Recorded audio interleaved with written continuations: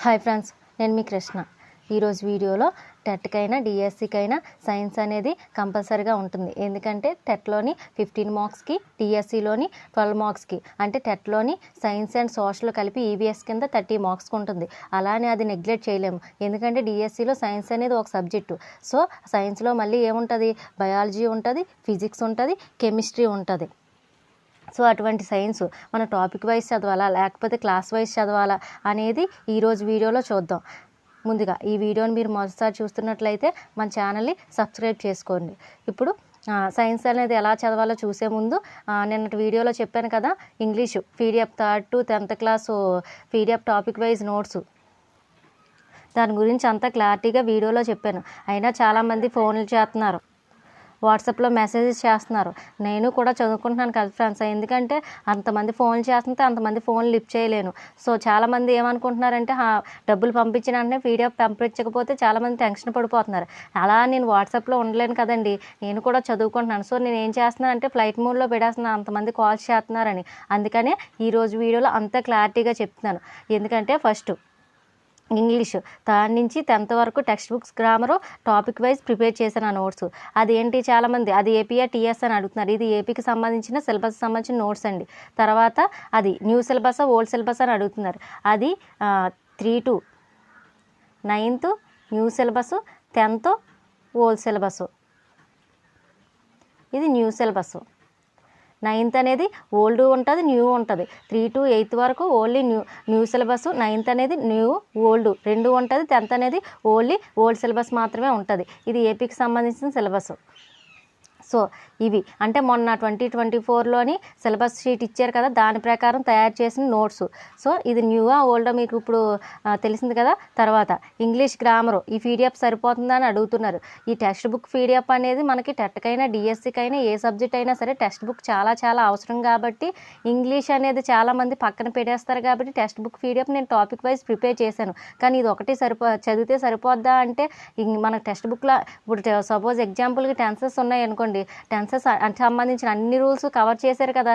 So ఏదన్నా బయట నుంచి అడగడానికి అవకాశం ఉంటుంది. సో మనం ఏం చేయాలంటే టెక్స్ట్ బుక్ సంబంధించింది అయితే ఇంకా ఈ పీడిఎఫ్ తీసుకున్న వాళ్ళు మళ్ళీ టెక్స్ట్ బుక్లో చదవవసరం లేదు, టెక్స్ట్ బుక్ పట్టుకోవసరం లేదు. ఎందుకంటే టెక్స్ట్ బుక్ టెట్కి ఓన్లీ గ్రామరే కాబట్టి. డిఎస్సికి అయితే లిటరేచర్ ఉంటుంది, అప్పుడు ఆథర్స్ ఉంటాయి, వాళ్ళు రైటర్స్ వాళ్ళు రచించిన రచనలు ఏమిటి అన్నీ అడుగుతారు. కాబట్టి అప్పుడు మళ్ళీ టెక్స్ట్ బుక్లో వాటికి సంబంధించి ఎక్కడెక్కడ ఆథర్స్ ఉన్నారో అవి చూసుకుంటే సరిపోద్ది. కానీ టెట్ వరకు అయితే మొత్తం గ్రామర్ అంతా డిఎస్సికైనా టెట్కైనా టెక్స్ట్ బుక్లో మొత్తం గ్రామర్ అంతా ఈ పీడిఎఫ్లో కవర్ అయింది. ఈ పీడిఎఫ్లో మొత్తం ఏది కూడా వదలకుండా రాశాను. సో ఈ పీడిఎఫ్ తీసుకుంటే మీరు మళ్ళీ టెక్స్ట్ బుక్లు పట్టుకొని చదవవసరం లేదు. ఎందుకంటే ఇప్పుడు టెక్స్ట్ బుక్లు చాలా ఎలా ఉన్నాయంటే సిబిఎస్ఈ సిలబస్, టెర్మినాలజీ కూడా సరిగ్గా అర్థం కాదు. అది కాక ఎలా ఇచ్చారంటే ఇప్పుడు సపోజ్ వొకాబులరీలో సినోనిమ్స్ లేకపోతే యాంటోనిమ్స్ లేకపోతే సింగులర్ ఫ్లోరల్ అవి మనకు ఆన్సర్తో పాటు ఇచ్చేలేదు. సినోనిమ్స్ ఒక సైడ్ ఇచ్చి ఉన్న సైడ్ వాటికి అర్థాలు రాయండి, లేకపోతే వ్యతిరేక పదాలు రాయండి, లేకపోతే బహువచనాలు రాయండి అని తెలుగు టెక్స్ట్ బుక్లో ఎలా ఇస్తారో ఇంగ్లీష్ టెక్స్ట్ బుక్లో కూడా అలానే ఇచ్చారు. సో అవన్నీ నేను వాటికి సంబంధించిన టెక్స్ట్ బుక్స్ కానీ గైడ్లు కానీ పిల్లల దగ్గర తీసుకొని ప్రిపేర్ చేయడానికి చాలా టైం పట్టింది.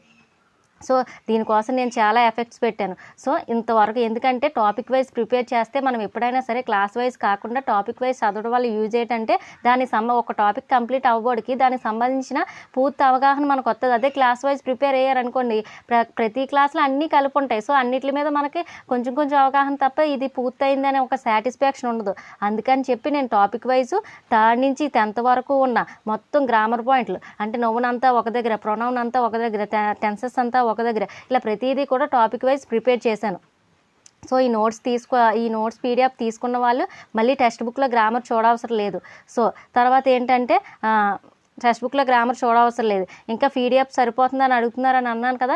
సో దీంతోపాటు మీరు ఏదైనా మెటీరియల్లో తీసుకోవాలి. అంటే ఇందులో సంబంధించి ఇప్పుడు ఎగ్జాంపుల్ పార్ట్స్ ఆఫ్ స్పీచ్ ఉంది, పార్ట్స్ ఆఫ్ స్పీచ్లో నౌన్ మొత్తం చదివేశాక ఆ మెటీరియల్లో నౌన్ కూడా ఒకసారి చదవండి. సో ఆ రెండు కంపేర్ చేసుకోండి. ఎందుకంటే టెక్స్ట్ బుక్స్ ఎగ్జాంపుల్స్ అనేది మనకు మోస్ట్ ఇంపార్టెంట్.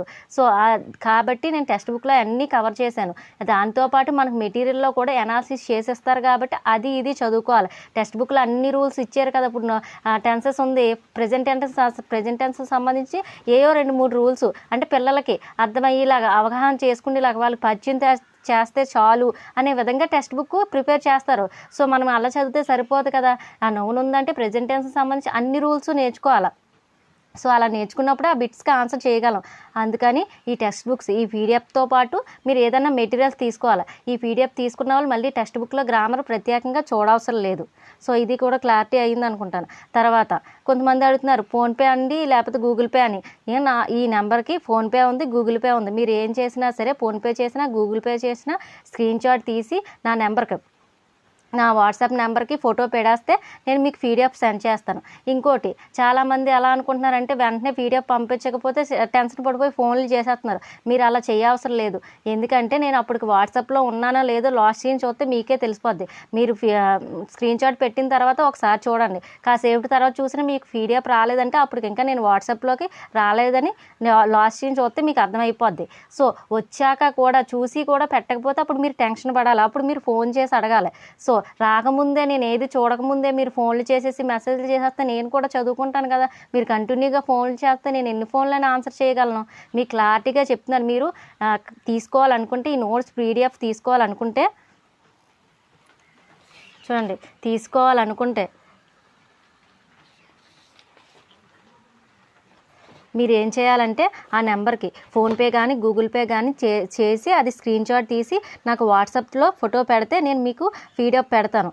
వెంటనే అంటే అప్పుడు మీరు ఒకవేళ వెంటనే పెట్టకపోతే నేను లాస్ట్ సీన్ ఎప్పుడు వచ్చానో చూడండి. మీరు పెట్టిన తర్వాత నేను ఇంకా రాకపోతే అప్పుడు మీకు టెన్షన్ పడవసరం లేదు. మీరు పెట్టేసిన తర్వాత నేను వాట్సాప్లోకి వచ్చి మళ్ళీ వెళ్ళిపోయి మీకు పెట్టలేదంటే అప్పుడు మీరు టెన్షన్ పడాలి. సో మీరు పెట్టేసిన తర్వాత నేను చూస్తే ఖచ్చితంగా పెడతాను. ఎందుకంటే అలాగ ఆన్లైన్లో వాట్సాప్లో ఉండను కదా. నేను కూడా చదువుకుంటున్నాను. సో నేను మార్నింగ్ ఒకసారి, ఆఫ్టర్నూన్ ఒకసారి, ఈవినింగ్ ఒకసారి చూస్తాను. సో అప్పుడు చూసినప్పుడు మాత్రమే ఉన్నాయన్నీ నేను లైన్గా పెడుతుంటాను. సో మీరు మనీ సెండ్ చేసేసారు పోయిందేమని మీరు ఏం టెన్షన్ పడవసరం లేదు. మీరు ఒకటి చూడండి, మీరు పెట్టిన తర్వాత మీరు పెట్టేసిన తర్వాత నేను వాట్సాప్లోకి వచ్చానా లేదా చూడండి.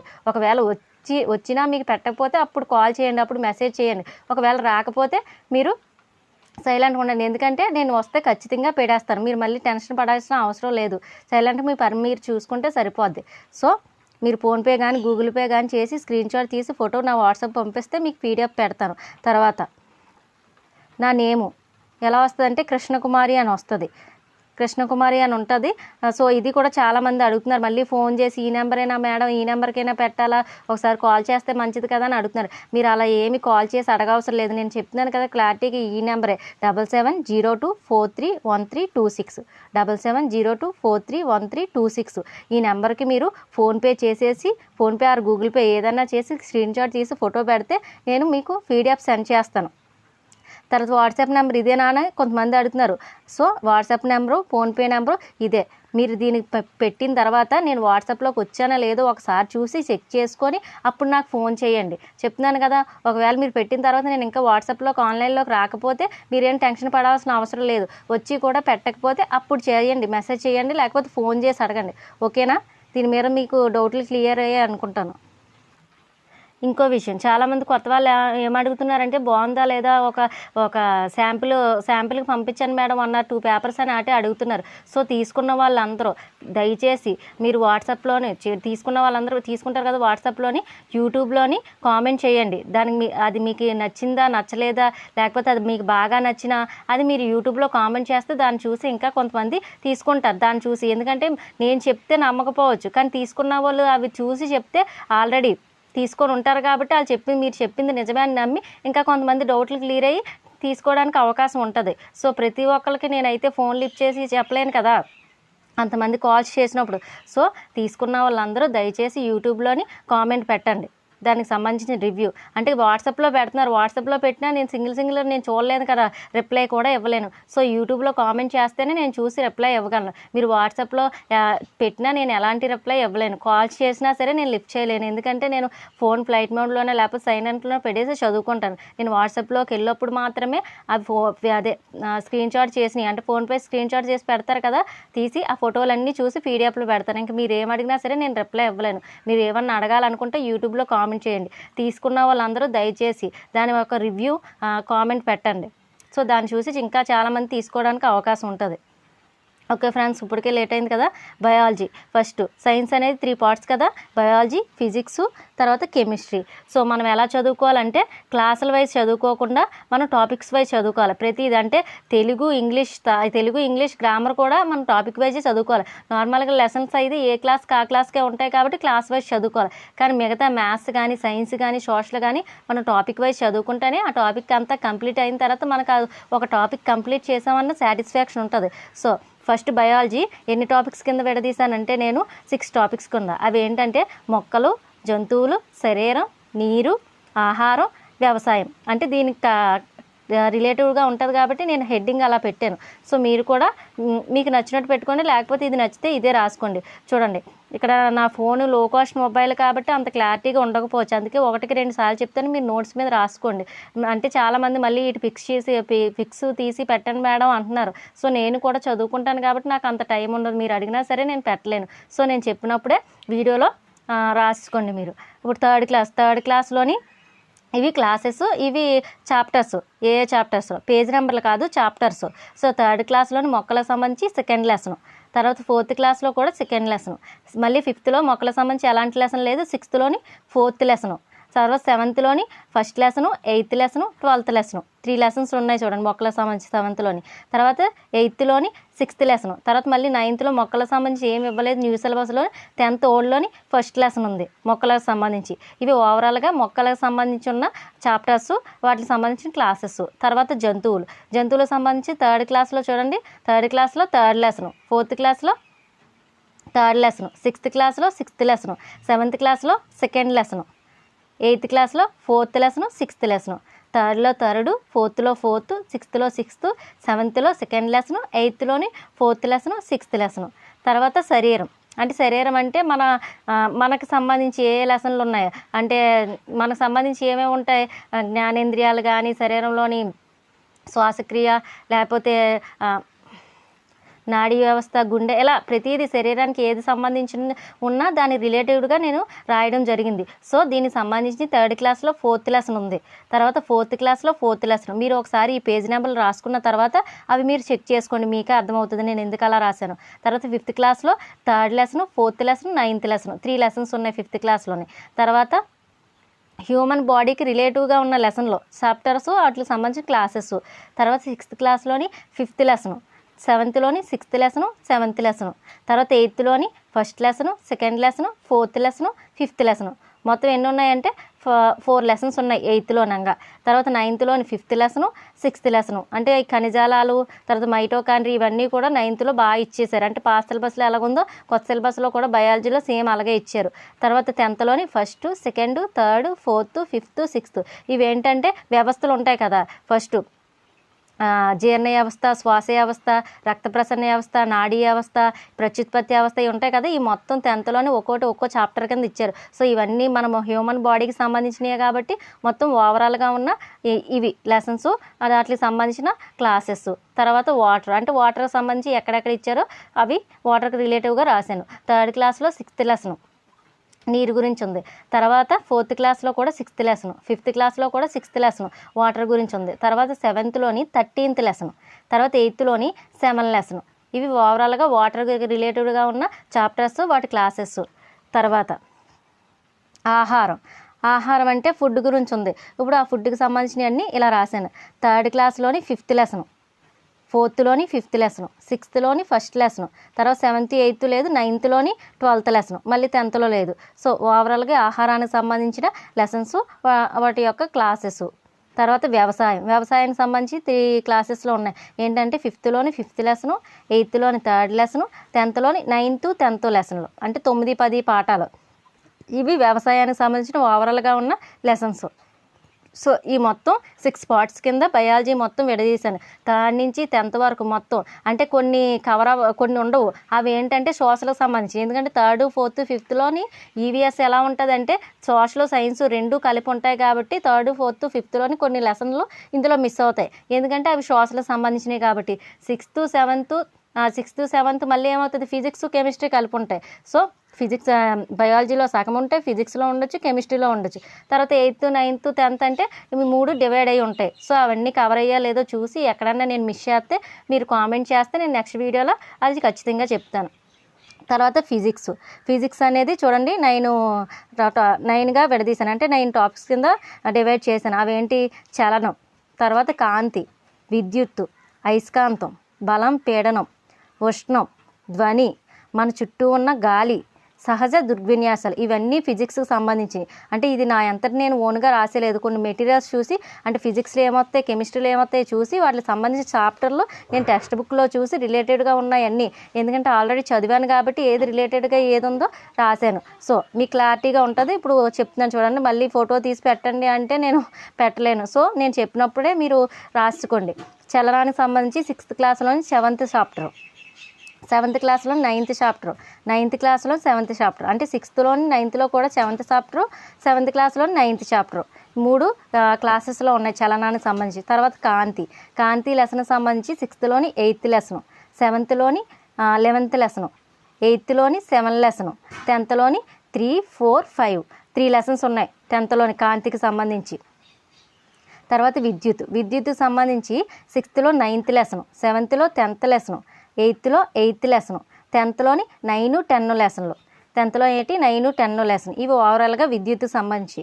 తర్వాత అయస్కాంతానికి సంబంధించి 2 క్లాసెస్లో ఉన్నాయి. అవేంటి? 6thలో 10th లెసన్, 10thలో 10th లెసన్, 10thలో విద్యుత్ అయస్కాంతం ఉంటుంది కదా, సో ఇవి 2.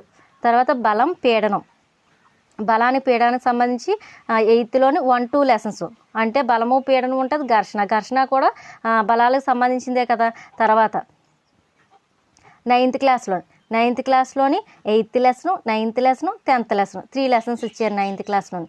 తర్వాత ఉష్ణానికి సంబంధించి 7th క్లాస్లో 3rd లెసన్, తర్వాత 10th క్లాస్లో 1st lesson, 10th క్లాస్లోని 1st lesson.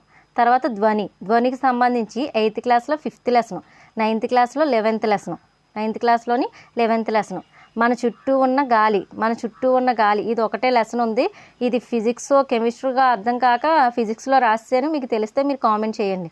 6th క్లాస్లోని 11th lesson, ఇది 6th క్లాస్లో 11th లెసన్. తర్వాత సహజ దృగ్విన్యాసాలు, ఇది కూడా నాకు చిన్న కన్ఫ్యూజన్, ఫిజిక్స్ కెమిస్ట్రీ అని. ఇది కూడా 8th క్లాస్లోని 9th లెసన్. ఇది ఓవరాల్గా ఉన్న ఫిజిక్స్కి సంబంధించిన టాపిక్స్. ఏదైనా లెసన్స్ మిస్ అయ్యాయంటే నాకు కామెంట్ చేయండి, అది దేనికి సంబంధించి నేను చెప్తాను. మ్యాక్సిమం నేను అన్నీ రాశాను, కానీ ఎక్కడన్నా మిస్ అయిందంటే మీరు నాకు కామెంట్ చేయండి. రాసుకున్నారు కదా. తర్వాత కెమిస్ట్రీ కూడా 9 పార్ట్స్గా డివైడ్ చేశాను. అవి ఏంటంటే ఆమ్లాలు, క్షారాలు, లవణాలు. తర్వాత 2 నేలబొగ్గు, పెట్రోలియం. 3 దారాలు, ప్లాస్టిక్స్. 4 లోహాలు, అలోహాలు. 5 దహనము, జ్వాల. 6 పరమాణు నిర్మాణము. 7 నక్షత్రాలు, సౌర కుటుంబం. 8 పదార్థాలు. 9 భౌతిక రసాయన బంధం. 9th చూడండి, ఫస్ట్ ఆమ్లాలు, క్షారాలు, లవణాలు ఎక్కడంటే 7th క్లాస్లో 4th లెసన్ ఉంది, 10thలోని 2nd లెసన్ ఉంది. ఎందుకంటే మనకి 8th బిలో ఎక్కడ రిలేటివ్గా ఉన్నా సరే మన 9th, 10thలో ఉంటే అవి ఖచ్చితంగా చదవాల్సినవి. అవి మనకు వచ్చినా రాకపోయినా నచ్చినా నచ్చకపోయినా ఖచ్చితంగా చదవాలి. అలా చదవగలిగితేనే మీరు టెట్లో ఎక్కువ స్కోర్ చేయగలరు, డిఎస్సిలో జాబ్ కూడా సాధించగలరు. తర్వాత నేలబొగ్గు, పెట్రోలియం, ఇది ఓన్లీ 8th క్లాస్లో ఉంది, 3rd లెసను. తర్వాత దారాలు, ప్లాస్టిక్స్, ఇవి 8th క్లాస్లోని 4th లెసను. తర్వాత లోహాలు, అలోహాలు. 8th క్లాస్లోని 6th lesson, 10th క్లాస్లోని 11th lesson. తర్వాత దహనము, జ్వాల, ఇవి 8th క్లాస్లోని 10th లెసను. తర్వాత ఇది అందా కాకండి, పరమాణు నిర్మాణం తర్వాత చెప్తాను. నక్షత్రాలు, సౌర కుటుంబం, ఇది 8th క్లాస్లోని 11th lesson, 8th క్లాస్లోని 11th lesson. పదార్థాలు అంటే పదార్థాలు శుద్ధమైన పదార్థాల స్వభావం ఏంటి అలా ఇచ్చారు. సో దాని రిలేటెడ్గా ఈ వర్డ్ రాశాను.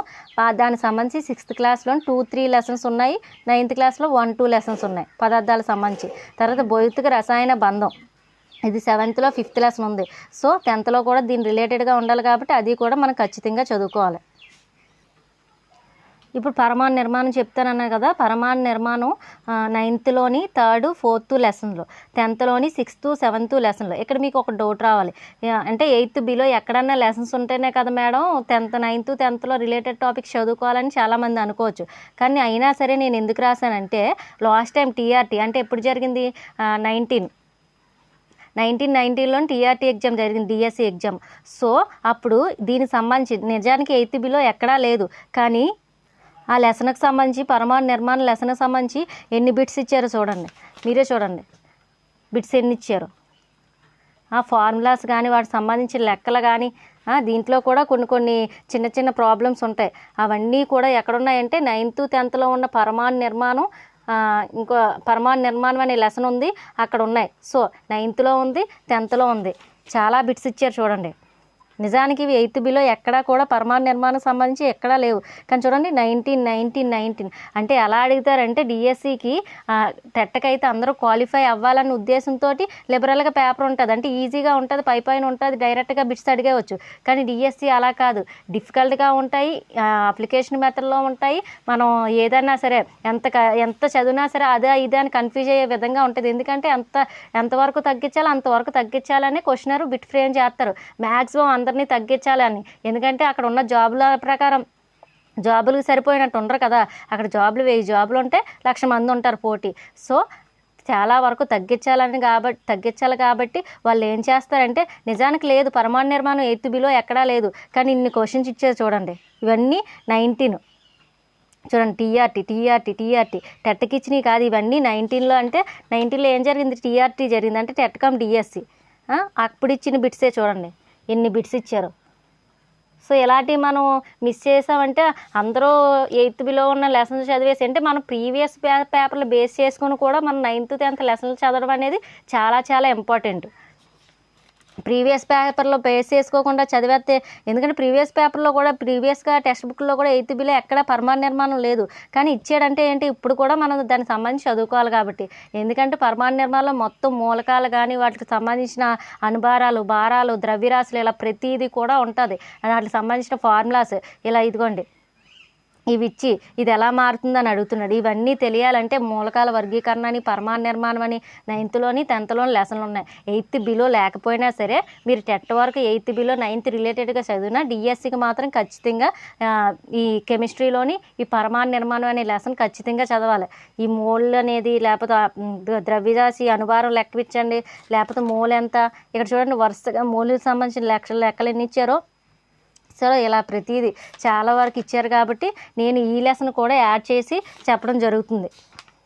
సో నేను డిఎస్సికి టెట్కి కలిపి రిలేటెడ్ టాపిక్స్ అన్నీ రాస్తున్నాను కాబట్టి మీరు కెమిస్ట్రీలోని ఈ లెసన్ యాడ్ చేయడం జరిగింది. సో ఇది ఓవరాల్గా ఉన్న సైన్స్లోని రిలేటెడ్ టాపిక్స్, వాటికి సంబంధించి టాపిక్ వైజ్ డివైడ్ చేసి క్లాసెస్, తర్వాత వాటికి సంబంధించిన చాప్టర్లు బయాలజీలోని 6 టాపిక్స్ కింద ఎడదీశాను, ఫిజిక్స్లోని 9 టాపిక్స్ కింద, తర్వాత కెమిస్ట్రీలోని 9 టాపిక్స్ కింద. ఇందులో ఏదన్నా మిస్ అయిందంటే నాకు కామెంట్లు చేయండి, నేను నెక్స్ట్ వీడియోలోనే అది కరెక్షన్ చేస్తాను. అంటే ఏదన్నా తప్పు చెప్పినా, లేకపోతే ఏదన్నా చాప్టర్ రాంగ్గా వేరే దాంట్లో వేసేసినా సరే నాకు చెప్తే కామెంట్ చేస్తే నేను నెక్స్ట్ వీడియోలో దాన్ని కరెక్షన్ చేస్తాను. ఓకేనా ఫ్రెండ్స్, ఈ వీడియో కనుక మీకు నచ్చినట్లయితే లైక్ చేయండి, షేర్ చేయండి. ఇలాంటి మరిన్ని వీడియోస్ కోసం మన ఛానల్ని సబ్స్క్రైబ్ చేసుకోండి.